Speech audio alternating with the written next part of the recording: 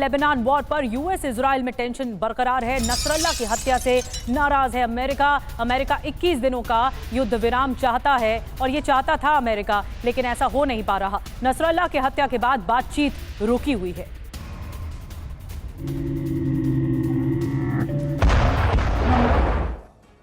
तो America versus Israel. जी हां, America जो चाह रहा है इजराइल वो अब करने के लिए तैयार नजर नहीं आ रहा है और यही वजह है कि दोनों के संबंधों में एक तरह की खटास सामने आ रही है। जो बड़ा खुलासा है, बड़ी खबर है, वो क्या है ये देखिए। लेबनान जंग पर अमेरिका इजराइल के बीच विवाद हो गया है। नसरल्ला की हत्या से नाराज है अमेरिका, ये बड़ी खबर आ रही है। दावा क्या है? फ्रांस ब्रिटेन के दबाव के बाद युद्ध विराम चाहता था अमेरिका। अपने नागरिकों को निकालने के लिए सीज फायर की कोशिश की थी। नसरल्ला की हत्या से सीज फायर की बातचीत पटरी से उतर गई, अटक गई।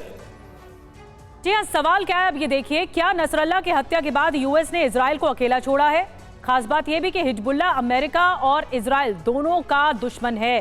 तो अमेरिका की क्या बेरुखी सामने आएगी, ये सवाल भी है और खास बात भी है। तो हिजबुल्लाह अमेरिका और इजराइल दोनों का दुश्मन था, लेकिन हिजबुल्लाह के चीफ नसरल्ला के मारे जाने के बाद अब अमेरिका और इजराइल कई मुद्दों को लेकर आमने सामने नजर आ रहे हैं। पूरा मसला क्या है समझने की कोशिश करेंगे। हमारे साथ इस वक्त कुछ खास मेहमान मौजूद हैं, उनसे आपका तारुफ करा दें। मेजर जनरल ब्रजेश कुमार हमारे साथ जुड़ चुके हैं। डॉक्टर राजीव नयन विदेश मामलों के जानकार हैं, वो हमारे साथ मौजूद हैं। एम्बेसडर योगेश गुप्ता भी हमारे साथ इस वक्त मौजूद हैं। लेकिन सबसे पहले आपको लिए चलूंगा तेल अवीव, जहां मौजूद है हमारे सहयोगी मनीष झा, और जानकारी दे दें कि बेरूत से सुमित चौधरी भी इस वक्त वॉर जोन से हमारे साथ कनेक्ट हो चुके हैं। तेल अवीव से मनीष, क्या जानकारी मिल पा रही है? क्योंकि अब खबरें तो ये सामने आ रही हैं कि अमेरिका जो चाह रहा है इजराइल वो करने के लिए तैयार नहीं है और एक तरह से इजराइल को अमेरिका ने अकेला छोड़ दिया है। कहा यहां तक जा रहा है, हो क्या रहा है इस वक्त? तेल अवीव से क्या जानकारी?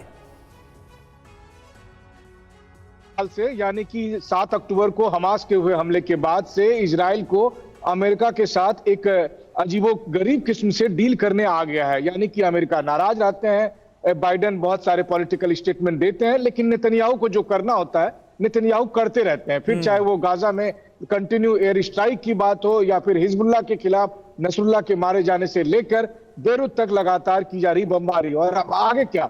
अब आगे भी यही होना है कि जब ईरान के खिलाफ इजराइल ने अपना एक्शन लेने का प्लान बनाया है, तब भी अमेरिका की तरफ से चाहे जो कुछ कहा गया हो बाइडेन और नेतन्याहू की बातचीत के दरमियान भी, लेकिन इजराइल ने अपने टारगेट लॉक कर दिए हैं। और कहा गया था कि यौम किपुर का केवल वेट किया जा रहा है। रात में यौम किपुर जो इनका सबसे बड़ा फेस्टिवल है वो खत्म हो चुका है। आज का दिन यानी कि रविवार को माना जा रहा है कि रविवार को इजराइल की तरफ से अटैक किया जा सकता है। ऐसा बहुत सारे सिक्योरिटी स्टैब्लिशमेंट से जुड़े लोग कह रहे हैं कि केवल इंतजार था यौम किपुर का, वो ओवर हो चुका है और आज का दिन या आज की रात ईरान के लिए बेहद भारी साबित हो सकता है। जी, तो आज की रात ईरान के लिए भारी साबित हो सकता है। क्या बड़ा अटैक करेगा इजराइल, सबसे बड़ा सवाल यह है। लेकिन अमेरिका नाखुश है इजराइल से। जिस तरह से नसरल्ला की मौत हुई उससे अमेरिका नाराज दिख रहा है।